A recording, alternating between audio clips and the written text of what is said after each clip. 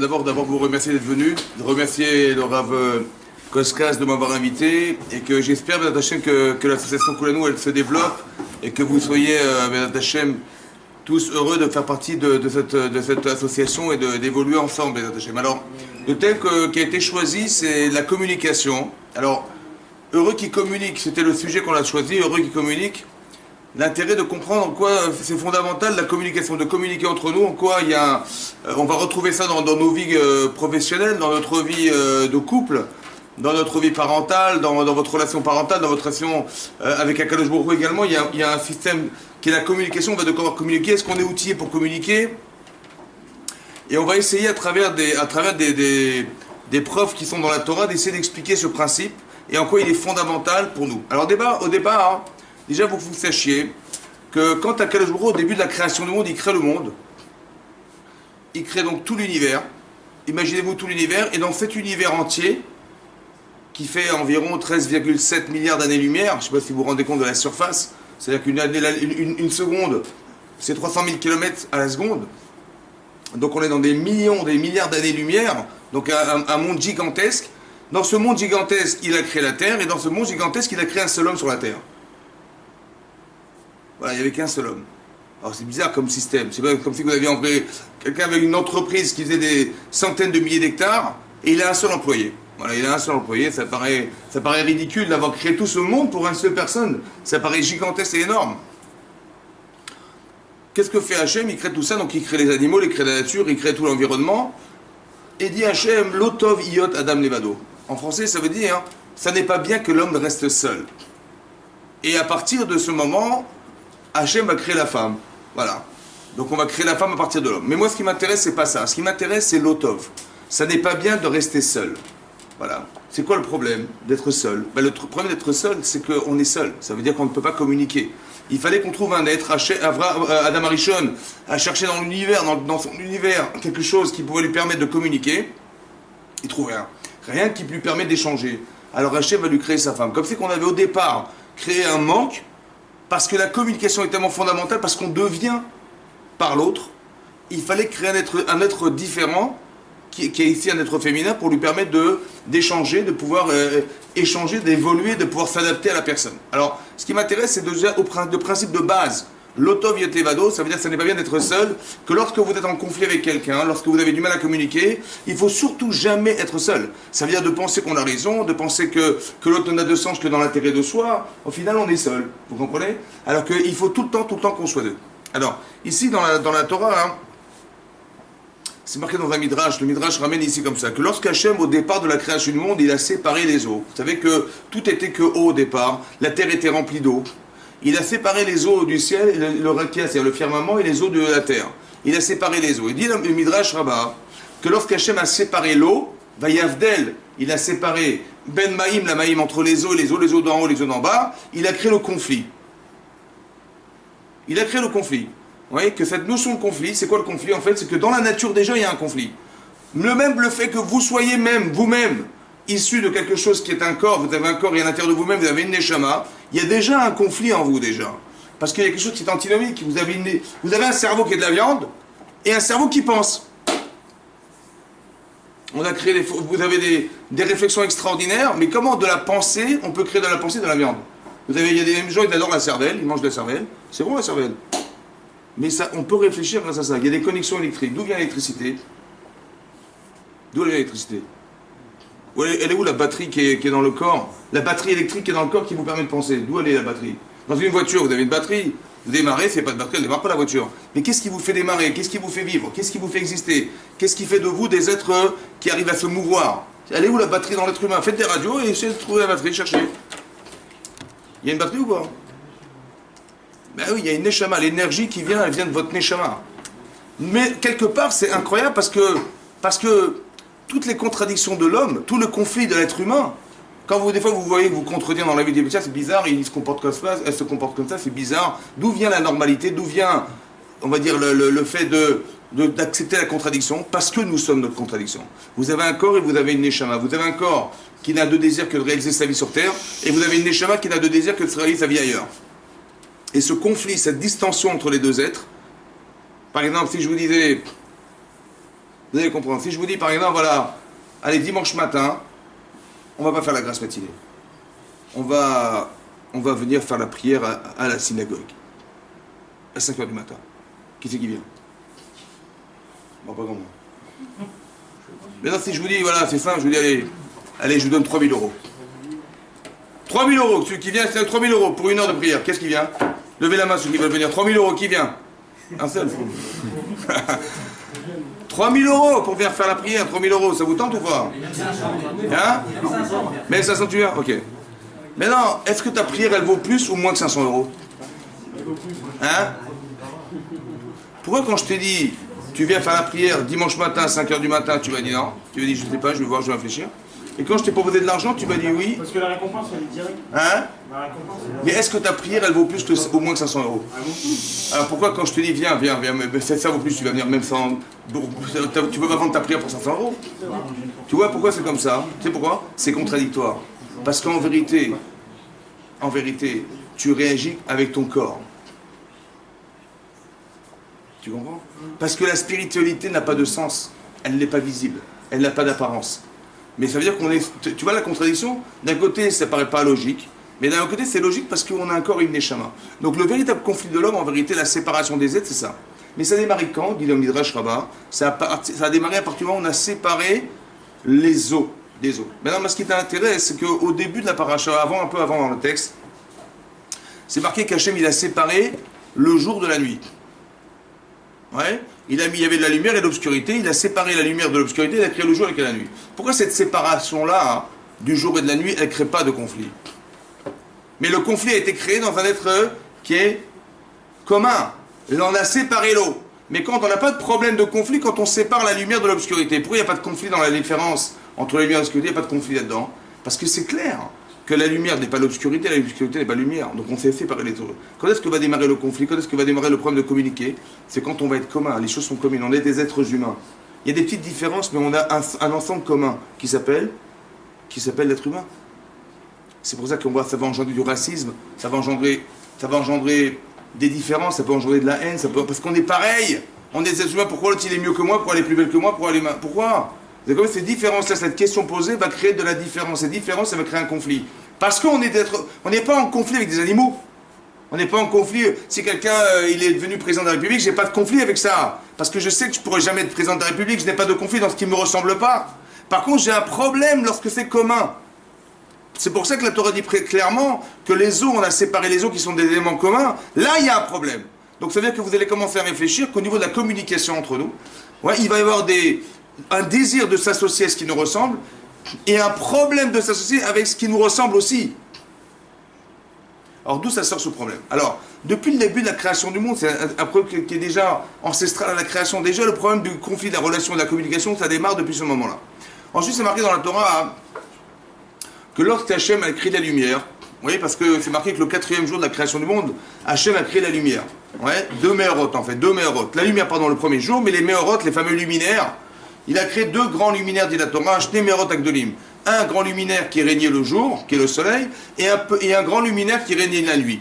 Mais c'est marqué, juste après, c'est marqué dans le même verset, que le grand luminaire, il va régner le jour, et le petit luminaire va régner la nuit. Au début, il a créé deux grands luminaires, mais le grand, il va régner le jour, qui est le soleil, et la nuit, un petit luminaire. Pourquoi tout à coup il est devenu petit ce luminaire? Alors Rachid explique pourquoi. Parce que la lune s'est plainte auprès d'Hachem en disant: à quoi ça sert qu'il y ait deux rois pour éclairer la terre avec une seule couronne? La couronne, c'est la fonction. Ma fonction, moi, c'est d'éclairer la terre. La fonction du soleil, c'est d'éclairer la terre. Pourquoi tu as créé deux luminaires pour la même fonction? Comme ça, elle a demandé la lune à Hachem. Qu'est-ce qu'il a répondu à Hachem? Ben, il dit: on va te diminuer ta lumière. Et la lumière qu'on a aujourd'hui de la lune, elle a été diminuée parce qu'à l'origine, il y avait un conflit. Le problème de la compréhension de la différence. Pourquoi créer deux êtres pour la même fonction qu'est d'éclairer la terre? Ça sert à quoi de créer deux êtres? Elle a raison la lune ou pas? Bon, qu'est-ce que lui répond Hachem? Ben, on va te diminuer. En quoi il répond? En quoi il a répondu à la question qu'on lui pose? Il aurait dû répondre: ben, t'as raison, donc on va enlever celui et on va t'enlever toi. T'as raison. Mais est-ce qu'on peut envisager qu'au départ, Hachem il soit trompé au départ? Hein? Alors c'était quoi la question de la lune? Pourquoi t'en as fait une comme moi? Ouais, ça sert à rien, elle a raison. Elle a raison ou pas? Bah oui. Très bien. Pourquoi tu as créé deux rois? Deux rois, ça veut dire ben, deux êtres, on va dire deux astres, qui ont de luminaires éclairants. Si au final, c'est pour éclairer avec la Terre, on n'avait pas besoin de deux, tu avais créé un seul luminaire qui créait le jour et la nuit. Pourquoi tu as créé deux luminaires? Comme ça demande la Lune. Et Hachem lui répond en la diminuant. En quoi le fait d'avoir enlevé sa lumière, ça a répondu à sa question? Ça a répondu à la question de la Lune qui était de savoir pourquoi tu as créé deux luminaires pour une seule fonction qu'elle éclairait la Terre. Alors j'ai pensé comme ça, écoutez bien. En vérité, la Lune, c'est quoi la différence entre la Lune et le Soleil? Il y a deux astres. Ouais. C'est quoi la différence fondamentale entre les deux? Ben l'un, c'est une boule de gaz. Et l'autre, c'est une boule de terre.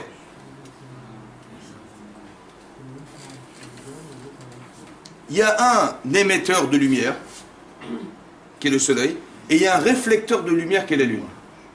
Tu sais ce qu'il voulait Hachem? Il voulait que dans la communication, il y ait un émetteur. Parce que la Lune, qu'est-ce qu'elle fait la Lune? Elle renvoie la lumière qu'elle reçoit du Soleil. Elle reflète sur elle, elle renvoie de la lumière. Qu'est-ce qu'elle a cru, elle, en voyant que c'était exactement la même au départ? Elle a cru que quoi?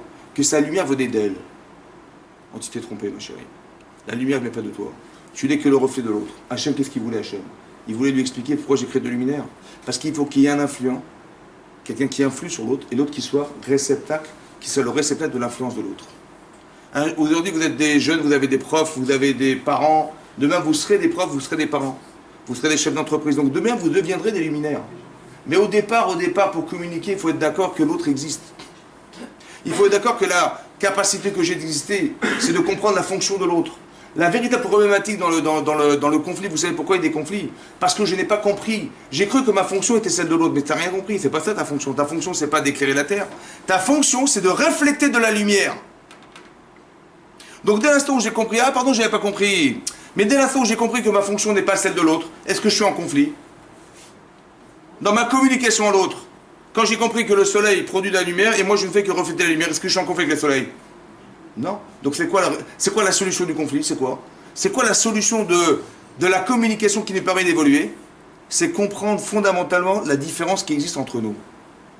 Et d'exploiter cette différence pour faire unir ces différences-là et communiquer ensemble. Mais dès l'instant où j'ai l'impression que l'autre est moi, j'ai dit à quoi ça sert d'être deux? Le problème en vérité, c'est que je suis seul. Hachem a dit ne sois pas seul. L'otov yot adam levado. Vous avez compris le principe? Le principe, il est clair. C'est que dès l'instant où des uns sont communs, on éclaire la terre, on est des eaux, on est pareil. C'est là que va commencer le souci de communiquer ensemble. Parce qu'on a l'impression que l'autre ne sert à rien. On a l'impression qu'il est en trop. On a l'impression qu'on n'apprendra rien de lui. On a l'impression qu'on a exactement la même fonction, c'est d'éclairer les choses, de faire de... En vérité, il faut bien comprendre la différence, la nuance. Et c'est ça qui est la solution au problème de la communication au départ. Si j'ai compris, si on est des êtres communs, c'est vrai qu'on est communs. C'est vrai qu'on a tous une neshama, un corps, on a des parents, on a une fonction dans l'existence. C'est vrai, mais on a l'impression qu'on est en trop, vous comprenez? On a l'impression que l'autre, il est en plus. À quoi ça sert d'avoir mis 7 milliards d'habitants sur la Terre? On a l'impression que c'est trop, ça sert à rien. En vérité, chaque personne est différente. Vous avez remarqué, bizarrement, qu'il n'y a pas quelqu'un qui ressemble à l'autre?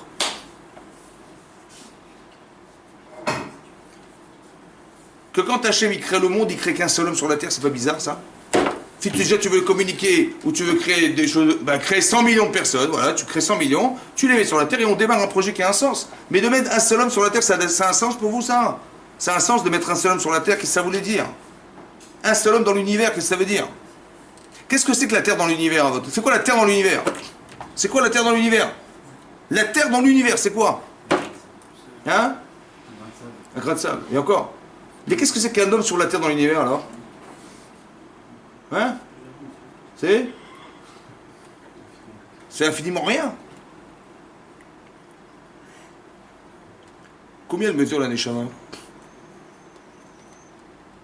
Combien elle mesure la neshama? Infini. Infini. Mais non. Quand tu regardes le corps d'un homme sur la terre, elle est infiniment rien par rapport à l'univers, c'est vrai ou pas? Mais quand tu vois la neshama, est-ce que le monde est trop petit ou trop grand pour la neshama? Hein? Est-ce que le monde dans lequel on vit, il est trop petit ou il est trop grand pour la neshama? Il est trop petit. Et mon corps, le monde dans lequel je vis, il est trop grand ou il est trop petit pour mon corps? Il est trop grand. Tu as compris? Pourquoi Hachem il a créé un seul être dans l'univers? Pourquoi faire? Pour que tu apprennes une chose dans ta vie. Que Hachem il estime que tu vaux au moins l'univers. Est-ce que tu vaux rien? Est-ce que tu vaux quelque chose? Je dis, mais si je valais ce que je pense, mais j'avais pas besoin de créer l'univers pour ça. J'aurais créé 2-3 rues à Lyon, un palmier, une plage, je sais pas, un billard, c'est bon, ça va bien. Hachem il a créé l'univers, c'est énorme. C'est pourquoi? Parce qu'en vérité tu es énorme.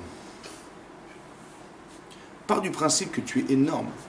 Tu dois au moins avoir la capacité à comprendre que si un jour tu veux communiquer avec les autres, au moins estime que tu es énorme autant que l'autre est énorme.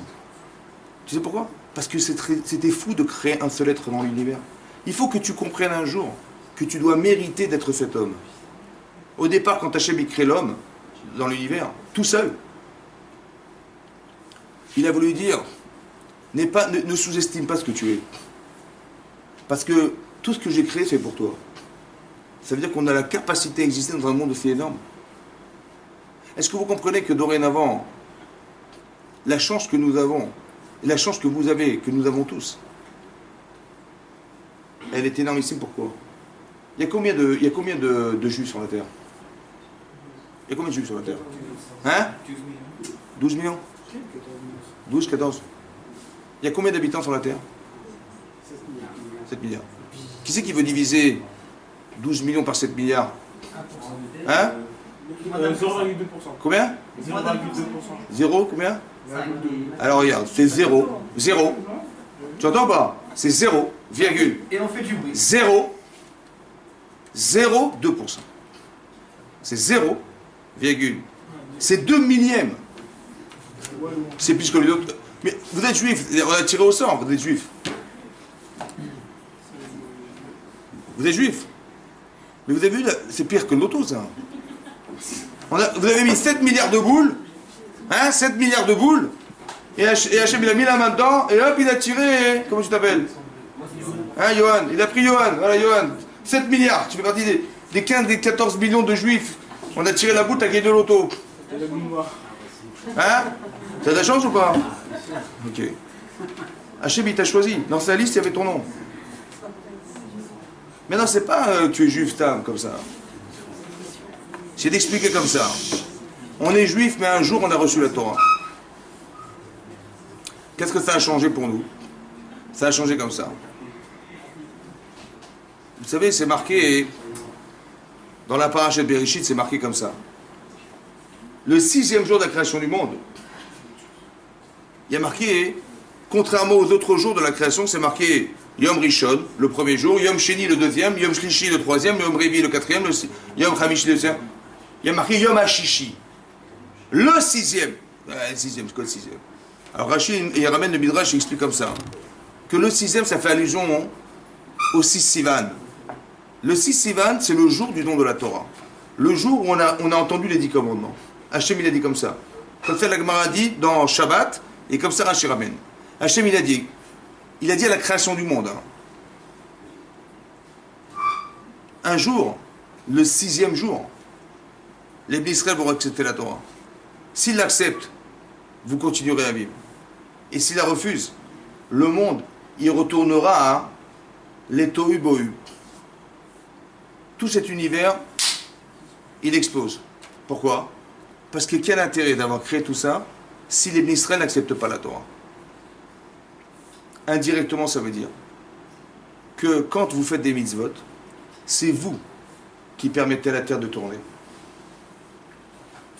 La raison d'être de la création au départ, vous avez la chance d'avoir été tiré au sort et de faire partie des gens qui vont pouvoir communiquer avec Hachem et qui vont permettre de donner un sens à ce qu'il a créé un jour. Est-ce qu'on a le droit de négliger ce rapport qu'on a avec Hachem et ce moyen fantastique de communiquer avec lui? Unique! Tous les gens, les 7 milliards d'autres que vous voyez sur la Terre, ils n'ont pas la chance que vous avez. Si demain, vous aviez un super copain qui a fait l'école avec vous et qui est devenu le maire de la ville de Lyon, ça vous intéresse ou pas? Pour les copains, pour les appartements? Ça peut aider? Bon. Si vous avez votre meilleur copain, il est maire de Paris. Si votre meilleur copain, il est devenu le président de la République. si votre meilleur copain, hein, c'était le président des États-Unis. Ça vous intéresse ou pas? Maintenant, si votre meilleur copain, c'est Akadosh Baruch Hu, ça vous intéresse ou pas? Ça vous intéresse ou pas? Dites-moi, les filles, est-ce qu'il y a une fille qui fait la prière ici? Vous faites la prière? Est-ce que dans ta vie, un jour dans ta vie, tu as réussi à faire une prière sans te déconnecter? Que tu démarres, tu dis Hashem Sadeh Iftar, et après tu arrives à rester dans le texte ou tu t'envoles? Tu t'envoles? Qui c'est qui arrive à tenir le texte? Ça dure combien de pages? Combien de pages c'est la prière? Combien c'est la prière? 5 pages. On commence, on n'arrive pas à tenir. On démarre la prière, on n'arrive pas à communiquer avec Hashem. C'est bizarre, non? Harry Potter, tu le démarres, il fait 700 pages, tu le début à la fin, tu te lâches pas. Mais la prière, c'est 5 pages, on n'arrive pas. Comment c'est possible? Pourquoi les Sarah, ils s'acharnent sur la communication qu'on a avec Hashem? Pourquoi ils s'acharnent à nous empêcher de communiquer avec lui? Pourquoi ils s'acharnent? Si un jour un type il dit ouais, c'est l'invention des rabbins, il sera c'est bidon, tout ça, je dis il n'y a pas de problème. Tu crois pas, il n'y a pas de problème. Juste essaie de faire la prière dans ta vie une seule fois sans te déconcentrer. Essaye. Si tu arrives, je tire mon chapeau, voilà. Tu verras que tu n'y arriveras pas. Pourquoi c'est comme ça? Parce que si tu arrives à communiquer avec Hachem, si ton ami c'est Hachem, le création, c'est l'homme le plus puissant du monde. Et si tu arrives, lui il disparaît. T'as plié de Sarah, terminé. Ça ne l'intéresse pas. Il va s'acharner contre toi. Tu vois, la communication avec Hachem, c'est fondamental. Si tu arrives un jour à faire ça, il est mort. Si tu n'as plus de doute, il est mort. Mais si tu arrives à te concentrer dans ta prière jusqu'à... Parce que tout ça, ça a été créé pour toi. Ça veut dire que maintenant, on a compris un principe de base. Que je suis obligé de considérer que je suis quelque chose. Vous avez vu, regardez, par exemple, un étudiant. Comment il s'habille? Un étudiant. Ben, il a un jean troué. S'il n'est pas troué, il ne le met pas. Ben, c'est comme ça. Il faut qu'il soit troué. S'il n'est pas troué, ça ne se met pas. On n'est pas... Maintenant, quand il va devenir avocat, il va avoir son diplôme, il a reçu le diplôme, qu'est-ce qu'il fait? Il fait partie de... Je sais pas, il a trouvé un poste à la banque. Ouais. Comment il va s'habiller avec son jean troué? Avec un jean troué. Hein?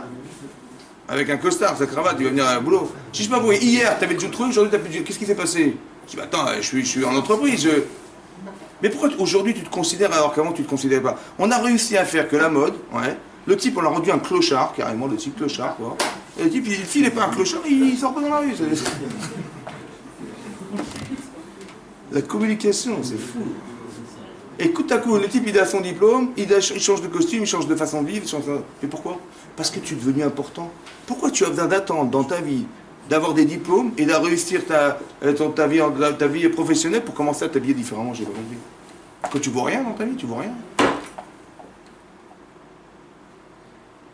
Mais tu es énorme en fait. Tout ça, il a fait exprès Hachem de créer un homme tout seul, vous avez compris ou pas? Parce que tu vaux la peine d'avoir créé le monde pour toi.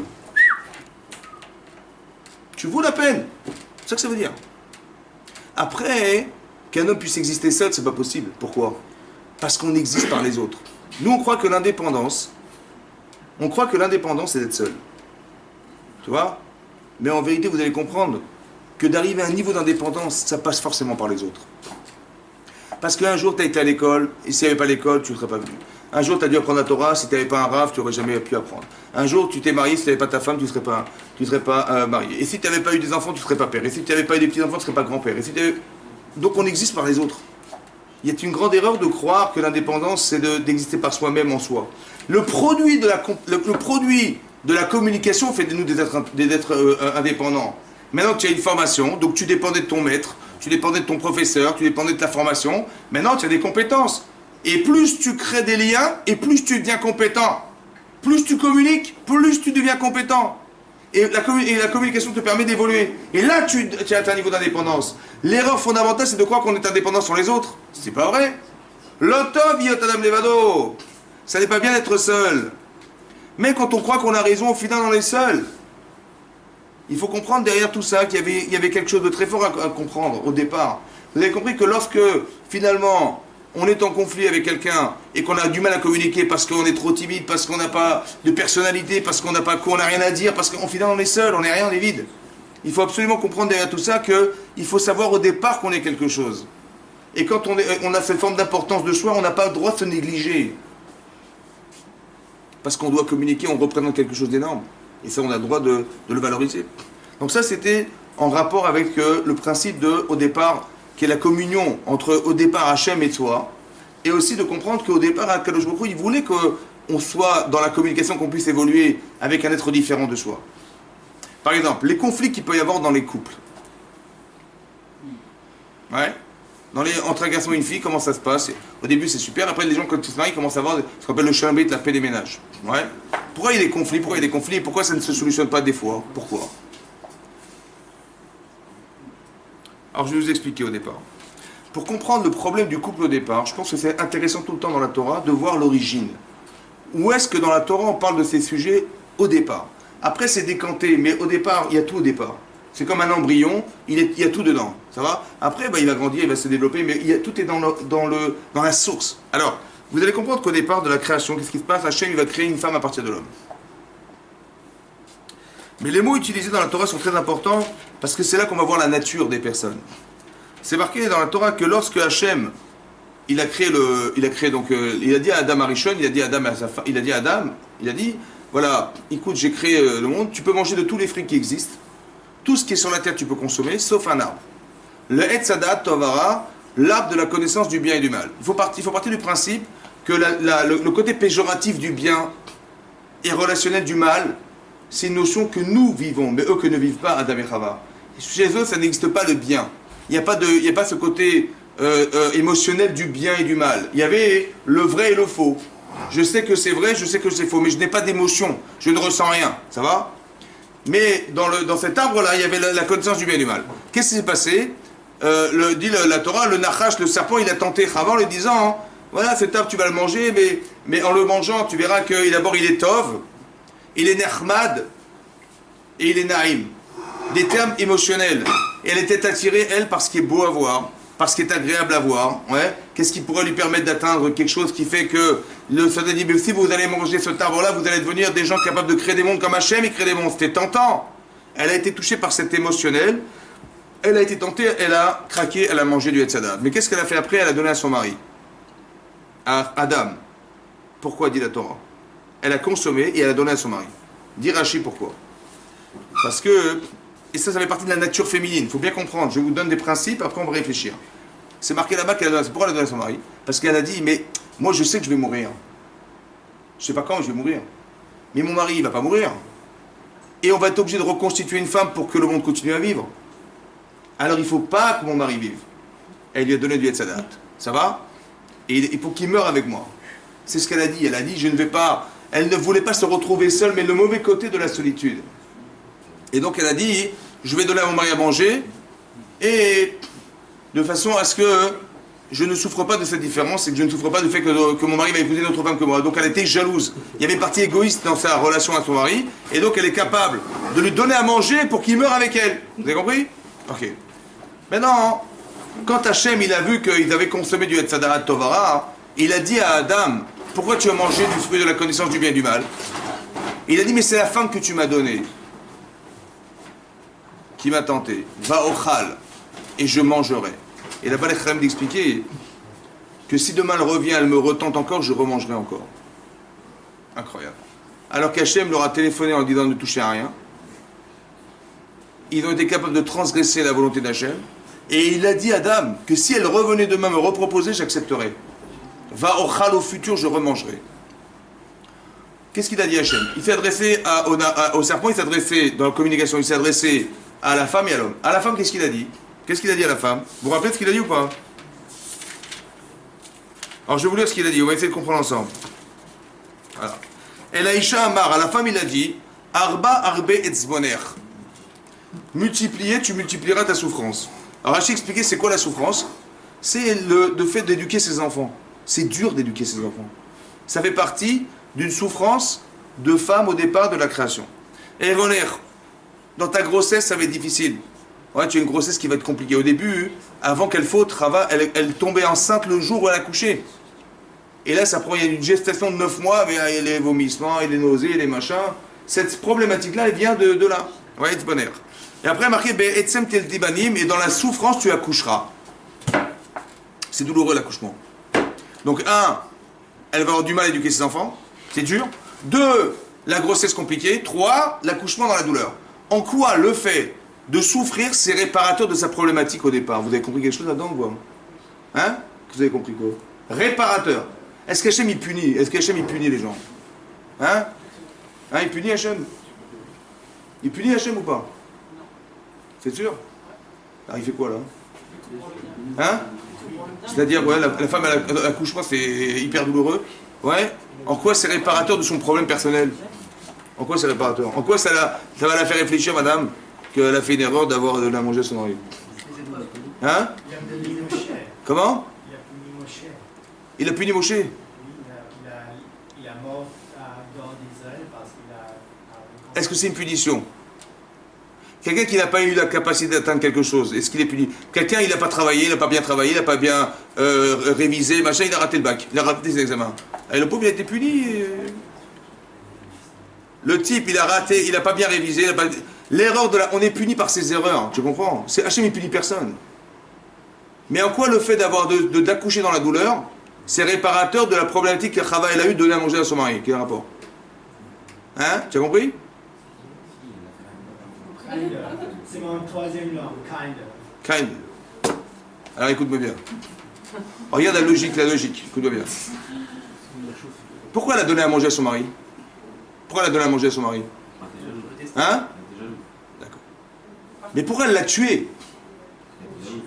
Mais pourquoi tuer? Pourquoi t'es bouché? Pourquoi elle l'a tué? Elle a tué. Elle peut dire pourquoi elle a tué son mari parce qu'elle est jalouse. Pourquoi elle l'a tué? Parce que la souffrance qui engendre que le fait que son mari se marie avec une autre femme qu'elle, c'est impossible. Il faut qu'il meure et ne pas que je souffre. Maintenant, Hachem dit, ta seule réparation, c'est est-ce que tu es d'accord de souffrir pour faire vivre? À la différence d'avoir tué pour ne pas souffrir. Ton égoïsme de femme, au départ, qui est de dire non, il ne faut pas qu'il se marie avec une autre femme que moi, c'est impossible. A fait qu'Hachem dit, mais la seule manière de te réparer, est-ce que tu es d'accord de souffrir pour ce que tu as engendré? L'éducation de tes enfants. Est-ce que tu es d'accord de souffrir pour donner, pour accepter la grossesse que tu vas vivre? Est-ce que tu es d'accord de souffrir l'accouchement pour faire vivre les autres? La différence que tu n'as pas accepté de souffrir pour tuer les autres. Mon mari, il ne faut pas qu'il épouse une autre femme que moi, c'est impossible. Donc il faut qu'il meure pour ne pas que je souffre. Est-ce que tu es d'accord de réparer ce problème? Vous avez compris que c'est une réparation? C'est pas du tout une punition. Dis, ah, elle m'a pas écouté, tiens, une treha. Non, c'est pas ça. C'est pas ça, vous avez compris, c'est pas ça. C'est très important de comprendre que derrière, il y a... Hachem est intelligent. Donc il ne faut pas dire, ah, Dieu, il est bête, il tape les gens. Vous avez compris, il faut rendre intelligent Hachem. Et là, et le principe de ça, c'est ça. Mais après, c'est marqué qu'à l'homme, qu'est-ce qu'il a dit? Regardez ce qu'il a dit. Parce que tu as écouté la voix de ta femme, qui shamata l'école ishtera, et que tu as mangé un fruit que je t'avais interdit de manger, alors la terre sera maudite et dorénavant tu travailleras la terre à la sueur de ton front. On a l'impression quand on lit la Torah, il a dit, tu vois, c'est à cause de ta femme. Voilà, c'est à cause d'elle. Voilà, parce que tu as écouté sa voix, il ne fallait pas l'écouter. Voilà, ben non. Quel rapport avec sa femme? Le problème c'est lui, qu'est-ce qu'il est? Il n'avait pas à manger le sadat. Il fallait dire dans la Torah, parce que tu as mangé le fruit de la connaissance du bien et du mal que je t'avais interdit de manger, la terre elle sera maudite, dorénavant tu travailleras la terre. Parce que tu as mangé ce que je t'avais interdit de manger. Qu'est-ce que tu as à voir avec sa femme? Vous avez compris? Alors de là j'ai compris un truc. Écoutez bien. La différence à comprendre, la différence entre un homme et une femme, c'est qu'une femme est émotionnelle. Pourquoi elle est émotionnelle? Beaucoup plus qu'un homme. Par exemple, une femme qui voit une araignée sur son oreiller, qu'est-ce qu'elle fait? Hein? Si elle voit une araignée qui monte sur son oreiller, elle crie. Bon. Et un homme, quand il voit une araignée, il dit qu'il comprend pas. Il dit elle est folle. Elle est folle, carrément folle. Combien ça mesure une araignée? Combien ça mesure? Hein? Combien ça mesure? Une araignée, combien ça mesure une araignée? Hein? Non, de hauteur, de hauteur. De hauteur. Combien ça mesure une araignée? De hauteur.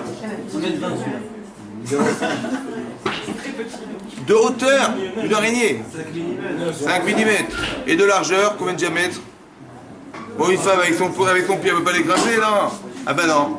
Comment ça se fait qu'elle panique devant une araignée alors qu'il n'y a aucune raison de paniquer? Parce qu'on ne voit pas de la même manière. Elle n'est pas folle, elle est différente. Elle n'est pas folle, elle est différente. On n'a pas la même sensibilité. Moi, je vois comme ça, elle voit comme ça.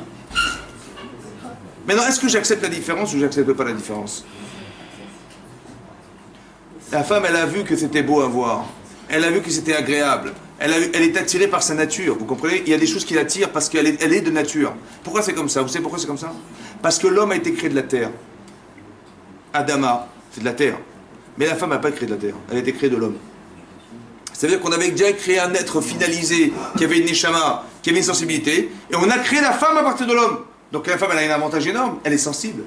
Seulement, elle peut, dans sa façon d'exister, se dérober dans sa facilité parce qu'elle est sensible, et ça peut la desservir dans sa vie. Ça peut être un avantage d'être sensible, et ça peut être un inconvénient d'être sensible.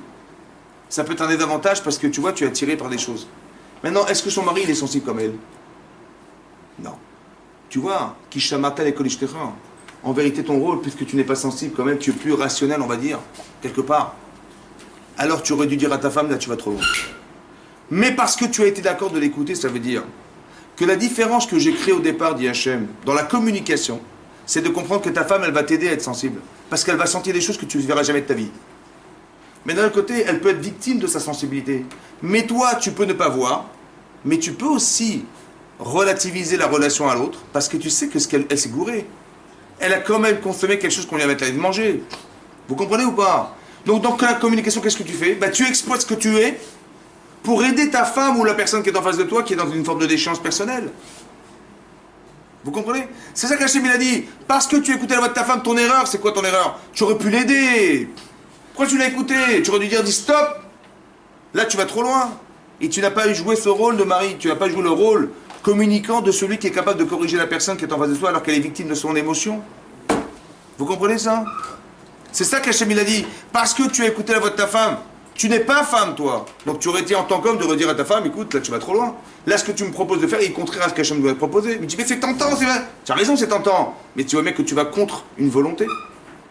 En vérité, on va perdre tous les deux. Il aurait dû la raisonner. Il n'a pas raisonné sa femme. Il a écouté sa femme. C'était ça son problème. Ça va? Dans le désavantage qu'elle avait, elle, dans son émotion personnelle. Ça, c'est du côté, vous avez compris, que du côté. Ça veut dire qu'au fond, qu'est-ce que ça veut dire au niveau de la communication? C'est comme ça. Tant qu'on n'accepte pas la différence qui existe entre deux êtres, et qu'on n'est pas capable de conjuguer ces différences, on va avoir un problème. Tu dis une femme elle est sensible, l'homme l'est moins. Ça va? Mais est-ce qu'on est différent? Ouais. Mais cette différence, ça va poser un problème un jour. Parce qu'on est différent. Si par exemple dans un couple, un homme reste un homme et une femme reste une femme, c'est une catastrophe. Parce qu'une femme, elle dirait, mais mon mari ne comprend rien. Il ne me comprend pas en tant que femme. Et le mari dit, mais elle ne comprend rien. Elle ne me comprend pas en tant qu'homme. Alors qu'est-ce qu'il faut faire? Qu'est-ce qu'il faut faire pour communiquer? Par exemple, demain vous partez en Chine. Ça va? Allez, vous êtes muté à Shanghai avec votre famille. Vous partez à Shanghai. Vous connaissez Shanghai? Moi, je ne connais pas Shanghai. Vous partez en Chine. Vous partez là-bas à Shanghai. Bon, qu'est-ce qu'on fait à Shanghai? Si on reste des Français à Shanghai, qu'est-ce qu'on devient? Hein? Les touristes. Il faut trouver du boulot. Il faut mettre les enfants à l'école. Il faut s'acclimater à la langue. Il faut, je sais pas, il faut apprendre le chinois. Il faut apprendre la mentalité. Il y a des choses à faire. Donc si je reste un Français en Chine, comment je vais me sentir? Un petit peu seul. Si je reste un Français, je me dis, ah, je reste Français en Chine. Bon, pas de boulot, pas de machin, rien, zéro. Comment je vais faire? Je vais me dépérir. Donc qu'est-ce qu'il faut faire pour vivre en Chine alors? Hein? C'est-à-dire qu'est-ce qu'il faut faire? Dis-moi concrètement, il faut faire quoi? Il faut apprendre le chinois. Il faut apprendre la mentalité chinoise. Il faut connaître le quartier. Il faut savoir où il y a du boulot. Il faut savoir où sont les écoles. Il faut savoir, oui. Donc tu t'adaptes ou pas? Mais quand tu es en couple, si tu ne commences pas à rentrer dans le féminin, à raisonner au féminin, à réfléchir féminin, à te sensibiliser au féminin, tu restes un homme. Mais tu vas souffrir. Et tu vas faire souffrir. Est-ce que vous comprenez? Si une femme, elle reste femme, elle n'essaie pas de comprendre le besoin d'un homme, la différence qui existe dans le masculin, mais son mari va souffrir. Vous comprenez pas? Parce qu'il n'y a pas d'adaptation.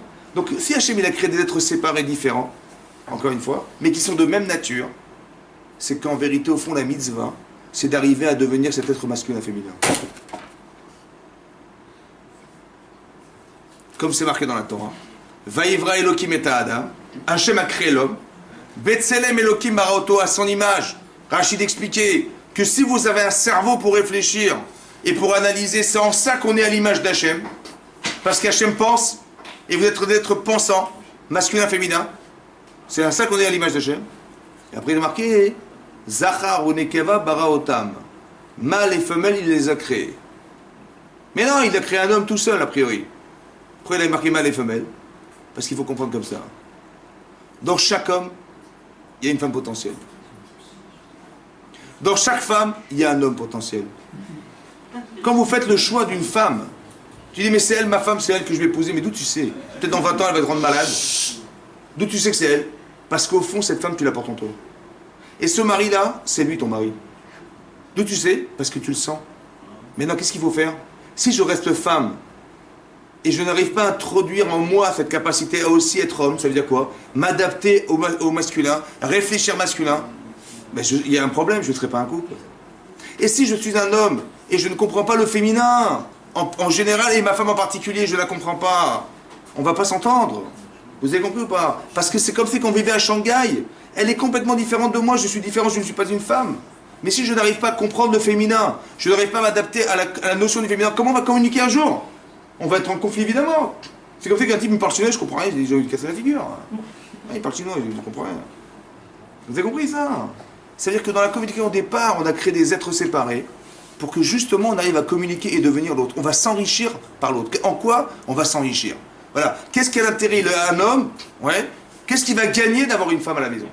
Qu'est-ce qu'il va gagner au niveau de la sensibilité d'avoir? Qu'est-ce qu'il va gagner? Et qu'est-ce qu'une femme elle a gagné si je n'ai pas compris ce principe, j'ai un problème de communication au départ de couple.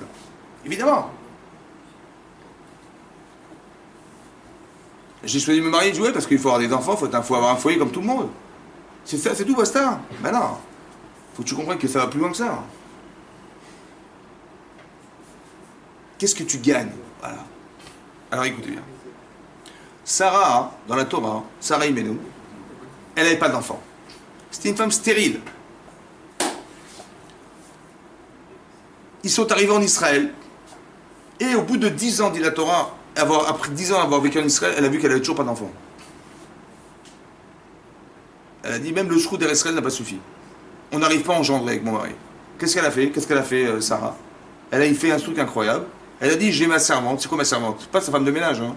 C'était qui Agar, c'était... Agar, c'est qui Agar? Agar, c'était la princesse d'Égypte.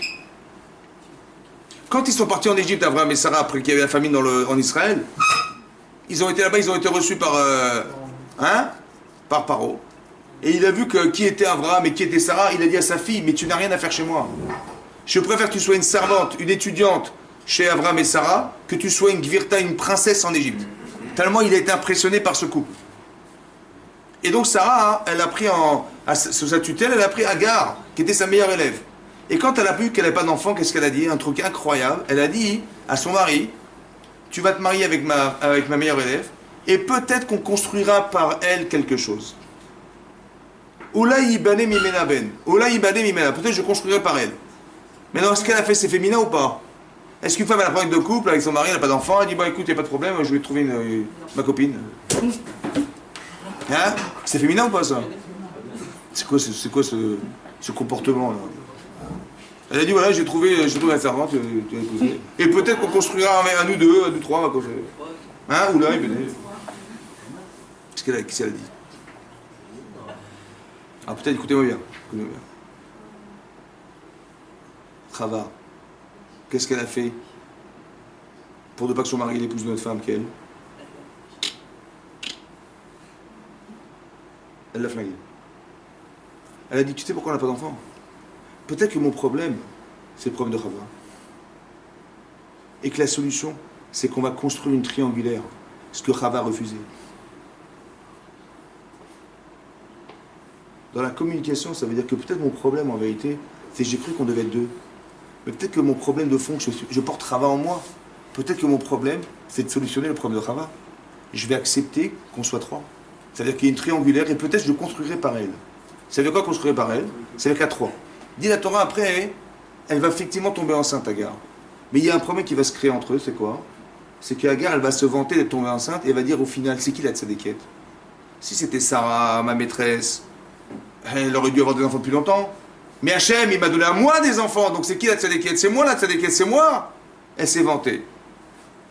Qu'est-ce qu'elle a fait, Sarah? Elle a été voir Abraham. Elle a dit, je comprends pas, elle a dit un truc, allez, je vais vous dire ce qu'elle a dit, vous allez me dire ce que vous en pensez. Regardez le comportement d'une femme et le comportement de Sarah. Je vais vous lire, vous allez me dire ce que vous allez comprendre. Je crois que j'ai marqué là. Je trouve que autour de la référence. Dans Parashat Lech Lecha.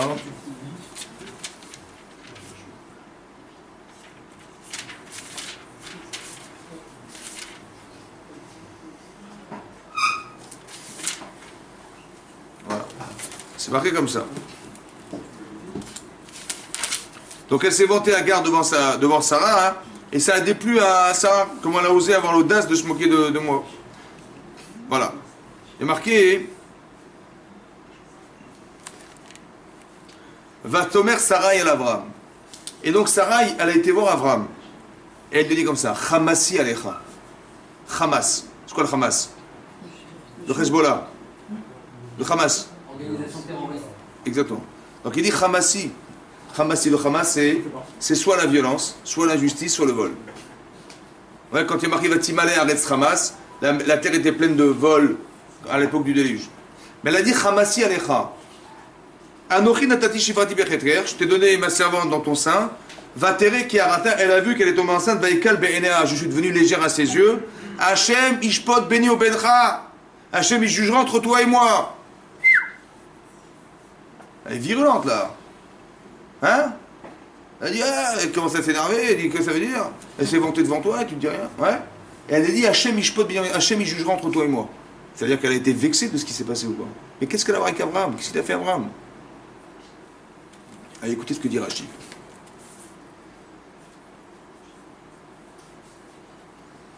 Rashi dit comme ça. Donc ce passouk, il est... Vatere qui a raté... D'accord. Alors Rashi est là, c'est passouk est. Alors je vous lis Rashi.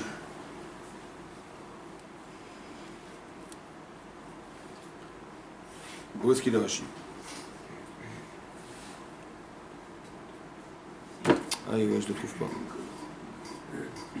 pas. Hamasi Alecha. Hamas a souili. L'injustice qui m'est faite. Ani matila onesh. Je t'impose la punition sur toi. Il dit, écoutez ce qu'elle a dit. Kishit palatalak jbochu. Quand tu as prié Hachem, parce que juste avant dans la paracha d'Echlecha, Avram il a fait la guerre contre 4 rois. Vous vous rappelez de ce passage? Ouais? Et Hachem lui dit, voilà, je t'ai sauvé la vie. Et toi, il a dit, mais à quoi ça sert? Il a dit Avram. À quoi ça sert tout ce que tu m'as donné? Ve'ani olech hariri, et je me déplace sans enfant. À quoi ça sert tout ce qui m'a fait les miracles, les machins, tout ça? À quoi ça sert puisque je n'ai pas d'enfant? Regardez ce qu'elle a dit sa femme. Quand tu as prié Hachem, tu as dit Matitani va nourrir olech hariri. Tu dis mais qu'est-ce que tu m'as donné tous ces miracles? À quoi ça sert? Je n'ai pas d'enfant. Il dit Loïd palata il alecha. Tu n'as prié que pour toi. Vaya lecha palal shnenu. Tu aurais dû prier pour nous deux. Et je serais tombé enceinte avec toi, j'aurais été rappelé avec toi. Vous savez ce qu'elle est en train de dire, Sarah? Et tu sais pourquoi je peux tomber enceinte? C'est pourquoi? C'est une injustice. Pourquoi? Parce que tu dis Annie. Je n'ai pas d'enfant. Quoi, je n'ai pas d'enfant? Moi, je suis où là-dedans? C'est pour ça qu'Hachem ne me donne pas d'enfant. Parce que je ne suis pas dans ta tête. On n'est pas un couple. Vous avez compris ça? C'est qui là? De qui on parle là? C'est qui là? De qui on parle? Hein? On parle de Sarah et de Abraham. Abraham, c'est quoi sa qualité essentielle? C'est quoi? La modestie. La modestie, le partage. Il est prêt à donner sa chemise pour les autres. Oui ou non? C'est pas qu'en couple, il n'est pas en souffrance de la souffrance de sa femme. C'est dingue. Hein? Et il dit, mais tu dis Annie, c'est quoi Annie? Tu dis je n'ai pas d'enfant. Mais nous n'avons pas d'enfant. Quand tu dis je, ça veut dire que je suis exclu. Donc Hachem, il voudrait bien m'en donner, mais il ne peut pas parce que tu dis je. Vous avez compris ce qui est marqué là? C'est un truc de malade ou pas? Comme c'est que ma femme me serveur des enfants. Ah ben j'ai pas de voiture, j'ai pas d'enfant, j'ai pas de machin.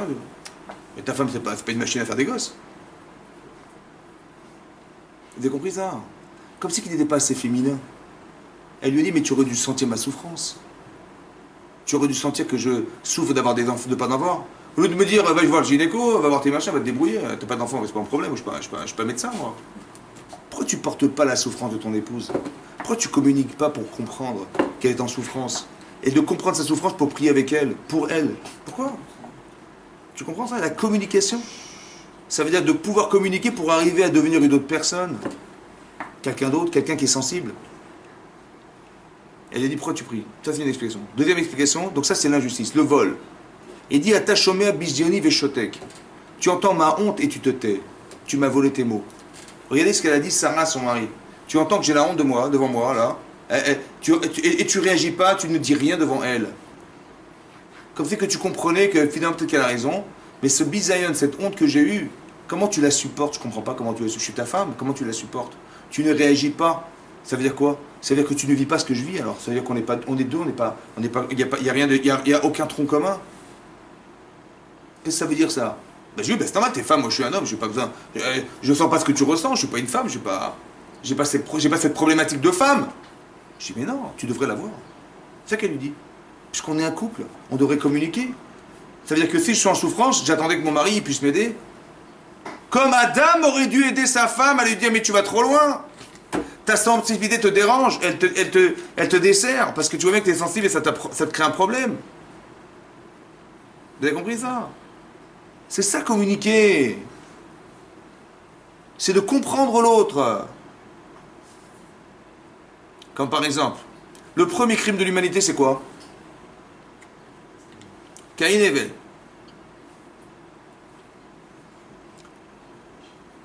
C'est marqué dans la Torah là-bas hein, que quand Adam, la première relation qu'il a avec sa femme, il a eu un enfant. Il a eu un enfant. Il a eu Caïn. Qui c'est qu'il a appelé Caïn? Dans la Torah, qui c'est qu'il appelle Caïn? Vatomer, elle a dit que tu t'appelleras Caïn, Kaniti Ishet Hashem. J'ai acquis un homme avec Hashem, ça veut dire, le premier enfant né d'un couple, c'est toi. Après, elle a eu un autre enfant, il s'appelle Evel. En hébreu, Evel, c'est le néant. Evel Avalim, le néant. Ouais, la vapeur. Aucune consistance. Il s'appelle Evel. L'autre, il est numéro 1. Il a toute la faveur de sa mère. Et l'autre, il est Evel. C'est marqué après qu'ils ont chacun amené un sacrifice, une offrande. Là, il a amené des pommes pourries, des fruits pourris. L'autre, il a amené les meilleurs animaux qu'il avait dans son cheptel. Hachem, il a agréé l'offrande de Evel, il a refusé celle de Caïn. Vaïcharaf, il s'est mis en colère. Méhod, énormément. Caïn. Vaïplou panav, il est devenu blême. Que devant lui, il m'a fait la honte de ma vie. Il m'a refusé mon corban devant mon frère et moi, je passe pour un idiot. Hachem lui dit, écoutez bien, hein, Lama Haraf, pourquoi tu t'énerves? Lama Naflou Panera. Pourquoi tu deviens blême? J'ai pas compris. Pourquoi je m'énerve? Bah tu m'as refusé mon corban. Pourquoi je suis blême? Parce que tu m'as fait la honte. C'est comme si que, imaginez-vous, vous allez chez des invités avec des fleurs. Ça va? Et il vous dit, ah salut mon chien, salut machin, tiens voilà je t'ai amené des fleurs. Il dit, bien sûr, il prend les fleurs, il les jette par la fenêtre. Il dit, mais rentre. J'ai pas compris là. Il dit, pourquoi tu t'énerves? J'ai compris, tu me jettes mes fleurs. J'ai énervé. Je t'offre une offrande, tu me la refuses, tu m'as sûr que je m'énerve. C'est quoi la question d'Hachem? J'ai pas compris. Il dit, Hachem, il lui dit, la pire des questions, c'est pourquoi tu t'énerves, la pire. Dans la communication, c'est la pire. Tu comprends pas ce qui se passe, tu fais l'idiot quoi. Mais c'est que je vais m'énerver parce que tu m'as fait la honte. Parce que tu m'as refusé mon corban. C'est quoi la question d'Hachem? Comment on communique avec Hachem? C'est quoi la question d'Hachem? Pourquoi tu t'énerves? C'est comme ça. Je te pose la question, pourquoi tu t'énerves? Ben je m'énerve parce que je t'ai amené à une offrande et tu me l'as refusée. Ça peut pas être clair, non? Je dis, il n'y a pas de problème. Dis-moi, c'est qui moi? C'est qui moi? Ben toi, t'es Dieu. Alors? Ben... Je sais pas. C'est Dieu. Je suis Dieu. C'est normal que je refuse. Peut-être t'as un problème, hein. Peut-être ton copain a un problème, peut-être t'as un problème. C'est comme tu vas offrir une bague à ta femme. Ça va? Tu veux lui faire plaisir. Alors tu lui amènes dans la petite boîte, un petit solitaire, machin. Elle dit, j'ai un cadeau pour toi, ma chérie. Tu dis quoi? Voilà, je tape, c'est une bague. Elle prend la bague, elle ouvre la boîte, elle fait, ah, merci. Je sais quoi, merci? Oh, 3000 balles! Elle a ouvert la boîte, elle fait, ah, merci. Et je vais m'énerver, bien sûr. Attends, j'ai mis de l'argent. Moi, la bague, ça m'intéresse pas. Moi, c'est pour toi que j'ai fait la bague. J'ai acheté une bague pour toi. C'était pour te faire plaisir. C'est comme ça que tu me remercies. T'as pas honte. Ça te fait comme ça. Hein? Bon, pourquoi elle est pas sautée, elle lui a pas sauté dans les bras? Pourquoi? Bah, manifestement, c'est pas ce qu'elle voulait, non? Alors, quand tu t'énerves, il faut que tu comprennes pourquoi l'autre, il est pas content. Pourquoi tu renvoies tout à toi? Tu dis, j'ai dépensé 3000 euros, machin, et tu me fais cette tête. Au moins, dis-moi merci avec un grand sourire, mais t'as pas compris. Peut-être que c'est pas ça qu'elle espérait. Pourquoi tu t'énerves? Quand tu communiques, pourquoi tu t'énerves? Hachem, il dit, pourquoi tu t'énerves? Pourquoi tu deviens blême? Essaie de réfléchir que c'est Hachem derrière. Oh! C'est Hachem derrière. Au lieu de dire, oh là là, j'ai dû faire une gaffe, j'ai pas dû acheter le beau bijou parce qu'elle est pas contente, j'ai fait une gaffe. Au lieu de dire, j'ai fait une gaffe, au lieu de dire, j'ai pas amené le bon corban, je remets en cause Hachem, je remets en cause ma femme. C'est pas normal. Qu'est-ce qui se passe? Après, Hachem lui dit comme ça. Attention, im tetiv seet. Si tu t'améliores, je te pardonne.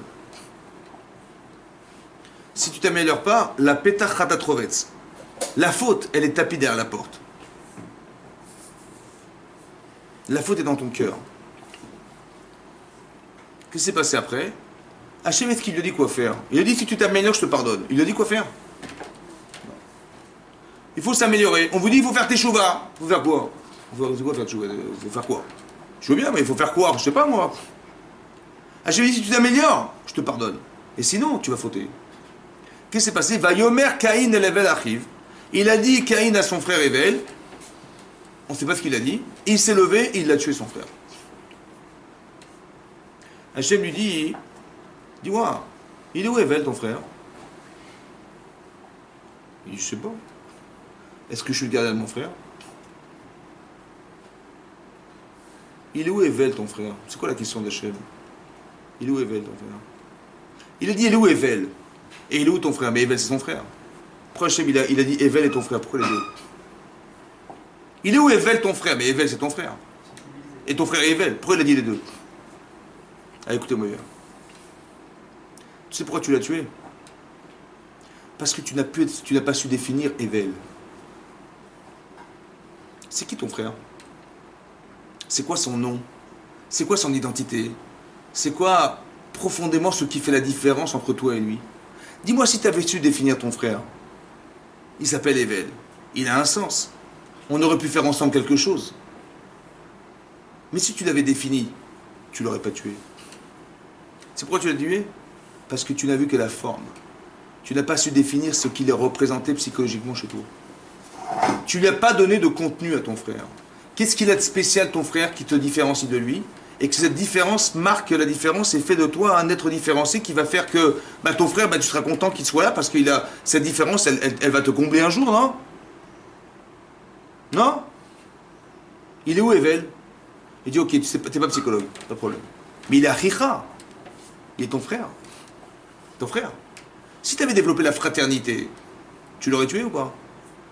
Ben non. C'était ça, t'améliorer. Im tetiv seet. Ça veut dire, c'est quoi s'améliorer? C'est de comprendre les gens. De donner un sens aux gens. De donner une définition aux personnes. De savoir définir une caractéristique chez la personne. Qu'est-ce qui le différencie de moi? Quelles sont ses caractéristiques particulières? Si je sais définir ça, mais j'ai besoin de toi. Et à part ça, la fraternité. On est frères. Ces deux notions-là t'auraient empêché de tuer ton frère. Parce que si c'est ton frère, tu ne peux pas le tuer. Et si c'est vraiment une personne qui est différente de toi et qui peut être un complément de ce que tu n'es pas, parce que manifestement tu n'es pas l'autre, alors tu ne l'aurais pas tué non plus. C'est ça qu'il lui dit Hachem. Il est où Evel, ton frère? Il est où en toi, ton frère? Il n'est pas là, il n'est pas là. Il est où Evel? Il n'est pas là. C'est pour ça que tu l'as tué. Vous comprenez ça? Vayomer, il lui a dit. Alors j'ai pensé comme ça, parce que moi ce qui m'a paru bizarre, c'est pourquoi il est mort Evel. Ce qu'il a fait Evel, le pauvre, pour mourir. Vayomer. Tu sais ce qu'il a fait Caïn? Il a eu la force et le courage d'aller voir son frère et lui dire, dis-moi, parle-moi, dis-moi quelque chose. Il n'a pas répondu. C'est-à-dire que peut-être la solution de Evel, de Caïn, elle était chez Evel. Mais il n'a pas communiqué. C'est ça sa faute peut-être. Vayomer Caïn el Evel achiv. Il a dit à son frère, il a eu le courage d'aller voir alors que l'autre il est le numéro 1. Et l'autre, Caïn, c'est le number 1. C'est dur d'être un. Ma mère, elle m'a dit que j'étais un numéro 1. Toute ma vie, j'ai couru après cette image. Et j'ai vu que mon frère, on lui accorde ses corbanotes, machin, moi non. J'ai pas envie d'être numéro 2, moi. Il a été victimisé par l'image qu'on lui a donnée un jour. Vous avez compris qu'au niveau de la communication parentale, c'est un problème. Elle a dit, tu t'appelles Caïn. Tu es le numéro 1 créé de la création du monde. Et ça lui porte un préjudice parce qu'il n'est pas capable d'assumer le numéro 1. Donc, il est dans l'image. Donc, l'autre, il prend sa place, alors malade. Donc, pour ne pas souffrir d'être le numéro 2 et de rester numéro 1, la seule manière, c'est de tuer son frère.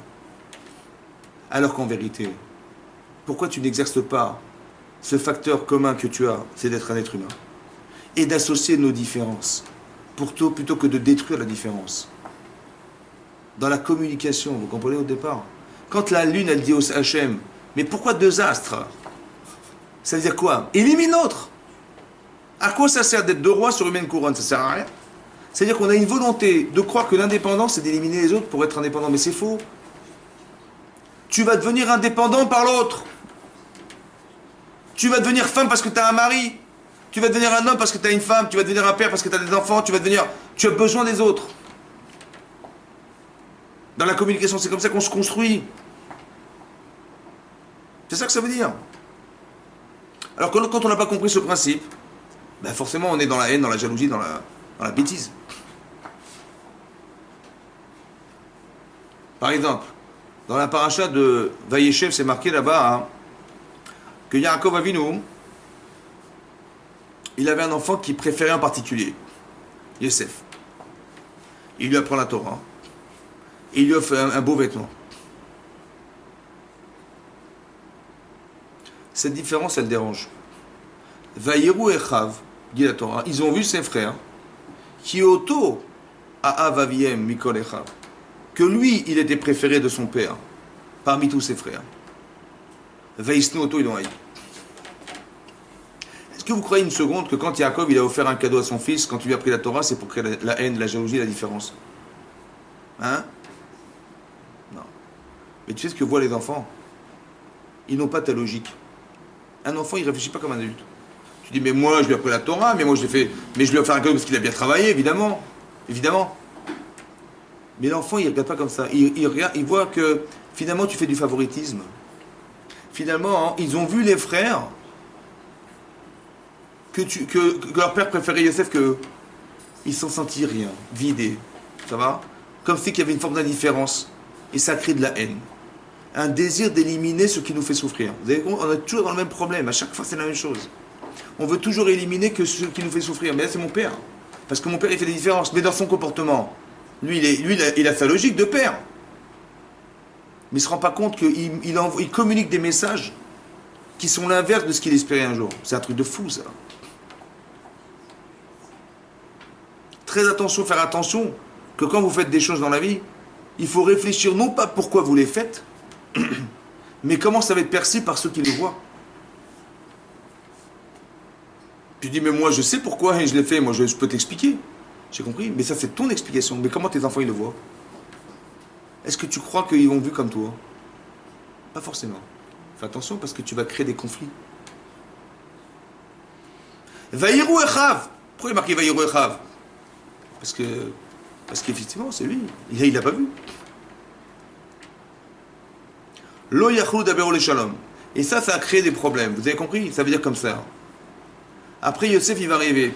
Il va faire des rêves. Il va dire tiens j'ai rêvé un truc bizarre. Il dit quoi? Vous étiez des gerbes, vous vous prosterniez à moi. J'en ai un autre, vous étiez des étoiles qui se prosternaient à moi. Mon père et ma mère aussi. Ça va, t'as rien trouvé d'autre? Et donc il est encore plus haï, Qu'est-ce qui se passe en fait? À cause de ça, ils vont prétexter qu'il est mort. Ils vont aller voir leur père. Ils vont dire, tu sais, voilà, tu reconnais la tunique de ton fils? Ben, il dit, ah bah oui. Taraf Yosef, il a dit, mon fils, il a été déchiqueté par un animal, il est mort. Il a porté le deuil pendant toutes ces années. Maintenant, est-ce que c'était légitime, à votre avis, tout ça? Qu'est-ce qu'ils ont dit, les frères? Ils ont dit, il a rêvé que quoi? Que Yehuda allait se prosterner à lui. Yehuda, c'est le roi d'Israël. Donc, ça veut dire qui c'est qui est finalement le roi d'Israël? Si même le roi d'Israël, Yehuda, il va se prosterner à Yosef, donc c'est qui le roi d'Israël? C'est pas normal. Donc il est rebelle contre la royauté d'Israël, il faut l'éliminer. Ça veut dire que c'est le rachat de la famille, quoi. Il vaut mieux qu'on élimine Yosef et que nous on reste concentrés sur ce qu'on est, qu'on garde Yosef et qu'on risque tout perdre. Donc ils ont pensé légitimement le vendre ou l'éliminer pour sauver la famille. Vous comprenez ça? Mais tout ça pourquoi? Parce qu'ils ont rêvé, ils ont compris le rêve. Comment ils ont compris? Dans la communication, que Yosef, il a rêvé que c'était moi le roi d'Israël. C'est ça qu'il a dit, non? Il a dit ou pas? Non, mais c'est ce qu'on a... Qu'est-ce que tu veux comprendre d'autre? Il a dit, mon père, ma mère et mes frères, ils se préfèrent à moi. Ça veut dire que c'est qui le roi d'Israël dorénavant? C'est qui? Mais c'est moi. C'est ce qu'il a dit, non? Il n'a pas dit, mais c'est ce qu'il a voulu dire. On n'est pas bête. En fait, c'était ça qu'il est arrivé ou pas? Pas du tout. Au final, il va devenir roi d'Égypte. Mais est-ce que vous comprenez que par un problème conflictuel d'interprétation d'un rêve, on a vendu un enfant et qu'on a foutu en Égypte et que maintenant on va tous se retrouver en Égypte? À cause d'un problème de communication au départ. Est-ce que vous comprenez ça? Moi j'ai interprété son rêve en disant mais il est roi d'Israël. Qui t'a dit ça? Bah qu'est-ce que tu veux que ce soit d'autre? Il y a un point d'interrogation dans son rêve. Mais qu'est-ce que tu veux que ce soit d'autre? Mais qui c'est qui répond en fait? C'est qui a répondu? Tu sais qui s'est répondu? C'est le mauvais penchant. Ah ouais. Il faut faire très attention à ça. C'est qui répond à la question? T'as un problème dans ta vie? Fais attention, hein, c'est qui répond à la question? C'est tes mauvaises midotes? La Torah, elle dit, il y a marqué dans le Midrash qu'ils l'ont vendu parce qu'ils ont dit il était pris pour le roi d'Israël. Mais c'est pas marqué dans la Torah comme ça. Hein. Dans la Torah, c'est marqué à cause de la haine et la jalousie. Ça veut dire que ce qui est moteur, ce qui est à l'initiative d'un problème de communication, ça peut être un problème de midote. Je suis jalouse, je suis jaloux, j'ai de la haine, j'ai des machins. En vérité, ce moteur-là, c'est ça qui peut motiver la personne à intellectualiser une raison qui va justifier ce que je fais. En vérité, je suis un rachat, hein. Mais en vérité, je vais trouver une raison intellectuellement acceptable pour dire que je suis tranquille. Heureusement qu'il y a une halakha, que si un type se rebelle contre la royauté d'Israël et on le condamne, heureusement, ça m'a permis de condamner Yosef et moi je suis tranquille. Ça va? C'est un truc de fou, vous avez compris ça? C'est-à-dire que je suis un type haineux, je suis un type jaloux, mais je vais trouver un argument intelligent pour justifier une situation qui me soulage. C'est-à-dire que mon cerveau, il est assujetti et tributaire de mes défauts. Dans la communication, c'est une catastrophe. Parce que peut-être que ce que je vois n'est pas ce que je vois. Par exemple, Bilam. Bilam, dans la paracha cette semaine, Balak, qui était le roi de Moab, il dit, bah écoute, tu as une force dans la parole, va maudire les d'Israël, comme ça ils vont mourir et on s'en débarrasse. Il dit, écoutez, je vais voir. Il était prophète, donc il va dire, je vais rêver, je vais dormir ce soir, je vous dirai demain. Parce que Hachem, il communiquait en dormant, dans le sommeil. Il lui dit, ne va pas avec eux. L'autre est l'Achimaïm. Bon. Le matin, il se réveille, il dit, bah, il m'a dit de ne pas venir avec vous. Qu'est-ce qu'il dit Rachi là-bas? Il dit, Hachem, il m'a dit de ne pas venir avec vous. C'est pourquoi il m'a dit de ne pas venir avec vous? Attends, le type, Balak, son pays va être envahi par Israël, ils vont tout détruire. Et qu'est-ce qui m'a amené des petits ministres, des petits machins bidons, un peu d'argent? Je dis, attends, tu rigoles quoi, je te sauve ton pays, oh! Un peu plus de fric quand même, un peu plus d'argent. Comme ça, il a pensé. Et tu sais ce qu'il a pensé? Quand Hachem il m'a dit ne va pas avec eux, ne va pas avec eux. Et il faut y aller, mais pas avec eux. Alors, classe. Il t'a envoyé des bidons, il faut te... Et c'est pour ça que dans la Torah, c'est marqué qu'après Balak, il a envoyé des types plus forts, plus importants, et avec des grosses milices, avec de l'argent et tout. Parce que c'est ça qu'il leur a dit. Il m'a dit, mais pas avec vous, et emmène-moi à d'autres personnes. Tu te rends compte, voir. Il a cru qu'Hachem, il lui avait dit, ne va pas avec eux. Stabilo avec eux. Mais bien sûr que tu vas y aller, mais pas avec eux. Même Hachem est d'accord avec moi. Tu te rends compte dans la communication comme c'est catastrophique. Le type, il est certain que Dieu lui a dit, vas-y, mais pas avec eux. Alors qu'il a dit, va pas du tout. On ne s'est pas compris. C'est-à-dire que, vous avez compris, quand on est parti pris, c'est une catastrophe de communiquer.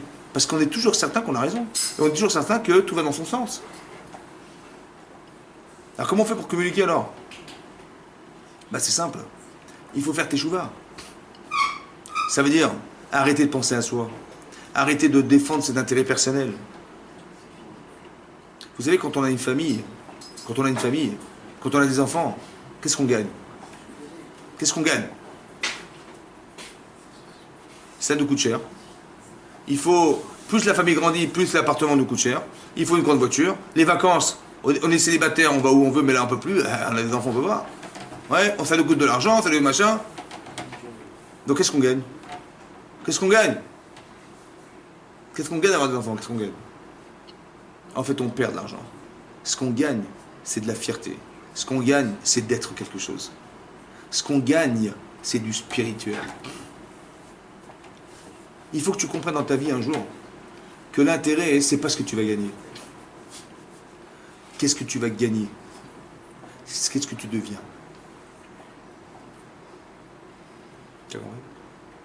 Dans la communication, ce que tu vas... Tu vois, ton frère, il fait ça, tu vas perdre. Hein. Mais qu'est-ce que tu gagnes? Tu gagnes à te dire, voilà, je suis confronté à un problème. Comment je le solutionne? Mais quand je l'aurais solutionné, je serais devenu une autre personne. C'était ça mon épreuve. Mon épreuve, c'est pas de gagner, c'est de devenir. Il vous arrive une épreuve, par exemple, vous passez un examen, ça va? Et vous réussissez. Est-ce qu'après l'examen, la réussite, vous dites, ah mais c'était dur, oh là là, c'était galère. Et tu as réussi l'examen, tu dis, bah, tu fais la fête, tu vas inviter tes copains, tes copines au restaurant, on va manger un truc. Pourquoi quand tu as une épreuve, tu dis la galère? Mais non, une épreuve, tu ne seras jamais la même personne avant et après, évidemment. Pourquoi tu ne regardes pas ce que tu deviens par l'épreuve plutôt que de dire ce que je vis dans l'épreuve? Bah, imaginez-vous, un jeune couple, ils ont un bébé de 3 mois. Ça va? On est Shabbat, et le gosse, il a la bronchiolite, il tousse 3 mois, il est tout maigre, il pèse 4 kilos, il se dessèche. Alors les parents, ils sont paniqués, on est Shabbat, qu'est-ce qu'on fait? On appelle le médecin, on va... Bon. Ils disent, on va attendre Motsei Shabbat, et le gosse, il tousse, il crache, des trucs. La fièvre. Bon, après, finalement, Motsei Shabbat, ils appellent le médecin, il dit, mais qu'est-ce que vous faites? Mais allez l'amener en urgence à l'hôpital. Ils vont à l'hôpital. Ils vont là-bas, ils disent, oh là là, il est en mauvais état et tout, on va essayer de faire baisser la fièvre, et on va essayer de le dégager, il l'étouffe carrément, hein. 3 mois, il étouffe. Et la mère, elle pleure, et le père, il est comme un fou, et tout, il passe la nuit à l'hôpital. Et ils n'ont toujours pas de nouvelles, on n'a pas réussi à faire descendre la fièvre. Horrible. Le matin, hein, ça va un peu mieux, et à midi, il est sorti d'affaires. Ça va? Vendredi à midi, très bien. Dimanche midi, très bien. Mais entre deux, catastrophe. Catastrophe. On a failli perdre cet enfant. Catastrophique. Qu'est-ce qu'il veut, Hachem? Il veut nous angoisser, quoi. Il n'a rien à faire que de nous angoisser la vie, quoi. Qu'est-ce qu'il veut, Hachem? Hachem, qu'est-ce qu'il veut? C'est Mina Shamaim ou pas? Qu'est-ce qu'il veut, Hachem? Alors, je vais vous dire, on a fait des bêtises, des avérotes, des machins, etc. C'est ça que... Qu'est-ce qu'il veut, Hachem? Dis-moi, vendredi à midi, tu te rappelles? Ouais. Tu aimes ton fils ou pas? Ah oui, j'aime. Combien? Combien tu l'aimes? Ben, je sais pas, comme tout le monde. En vérité, tu sais pas. Je vais t'apprendre, je vais te dire combien tu l'aimes. Quand tu étais à l'hôpital, Shabbat, Motsei Shabbat, toute la nuit, t'as pleuré ou pas? Il dit, ouais, bien sûr. Tu sais quoi? Maintenant, tu sais combien tu l'aimes. Est-ce que dimanche à midi, ça sera le même rapport parental que tu avais avec ton fils vendredi? Bien sûr que non. Donc Hachem, qu'est-ce qui t'a permis? Qu'est-ce qui t'a permis, Hachem? Il t'a permis de devenir cette femme et cet homme capable d'aimer. Mais vraiment, hein, tu as la conscience de l'amour que tu n'avais pas avant. T'as changé ou pas? T'as gagné quelque chose? Bien sûr. Alors pourquoi tu te plains? Tu dis, ah, les mauvais souvenirs, les machins, là, là. Mais t'es bête ou quoi? Pourquoi dans ta communication avec Hachem, tu crois qu'Hachem il est là pour te taper dessus?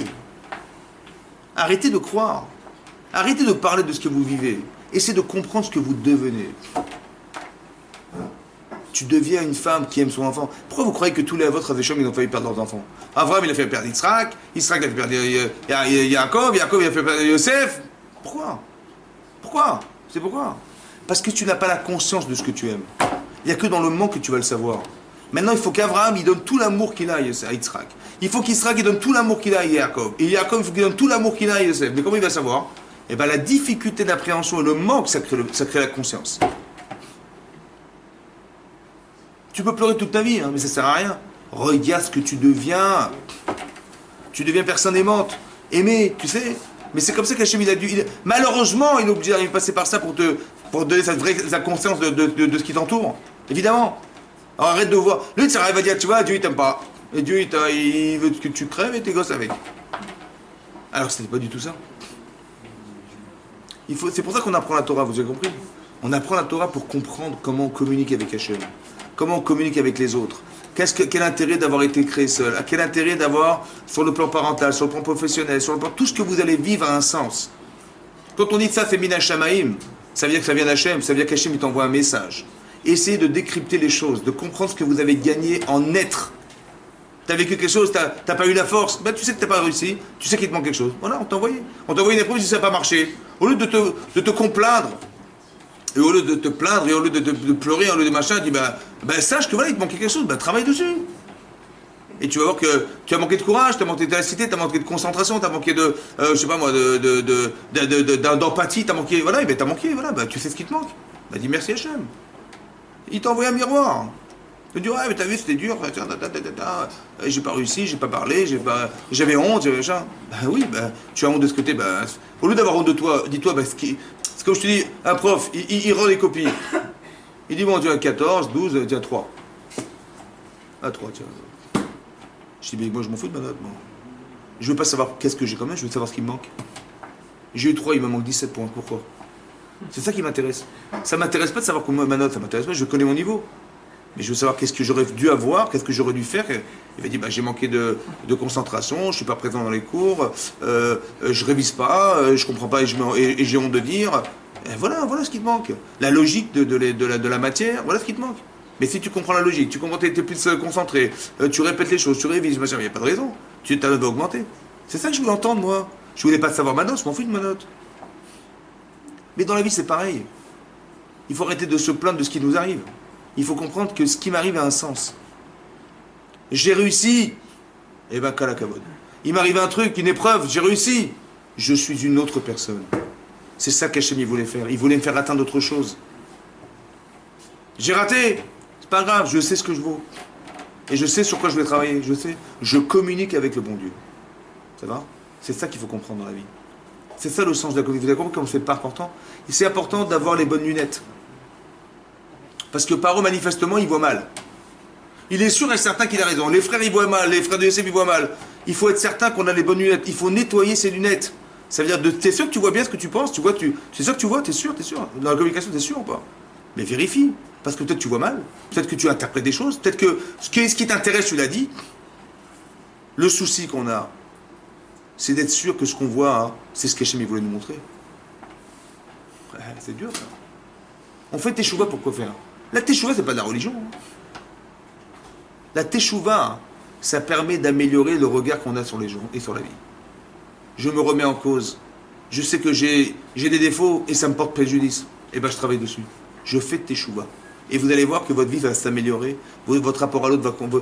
Dans des conflits de couple, le type il dit, moi je m'en fous, je reste un homme, tu t'es marié avec moi, tu te débrouilles. Je sais pas comment c'est pas ça un couple, c'est que tu t'améliores, tu deviens une autre personne. Le conflit qui va être engendré par la relation à l'autre, elle doit te permettre d'évoluer. Pourquoi tu n'évolues pas? Tu restes le même, tu dis, tu vois, on s'entend pas. Comme le type il vient me voir, il me dit, voilà ma femme, elle m'a fait ça, j'en ai marre, je divorce. L'autre elle me dit, mon mari, mais vous rigolez, mon mari il est comme ça, je divorce. J'ai dit, écoutez-moi bien. En vérité, vous avez fait le plus dur.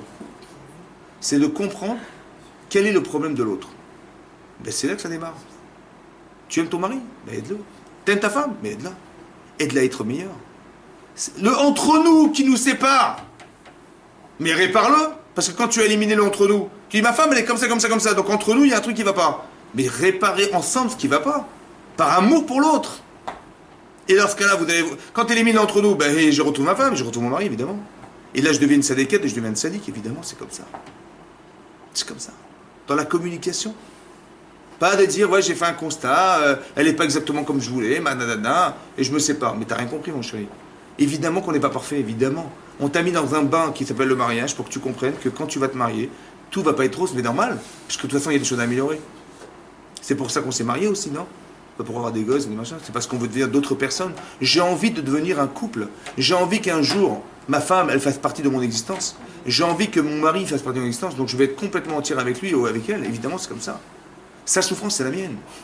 C'est ça qu'on apprend dans la Torah. Elle a dit, mais comment tu as osé dire je? Mais nous n'avons pas d'enfant. Quoi, je suis une machine, je suis quoi, Communiquer. Yaakov, il donne des cadeaux à son fils, il ne se rend pas compte qu'il crée de la haine. Communiquer. Quelle image tu renvoies? Vous avez compris? C'est très important ce qu'on dit ce soir. C'est ça qu'il faut comprendre, que dans la communication, on doit être entier. Mais il faut comprendre tous les mécanismes pour ne pas faire des erreurs. Voilà. Pour que, bien Hashem, on puisse être des tzadikim, amen, Kediratzon.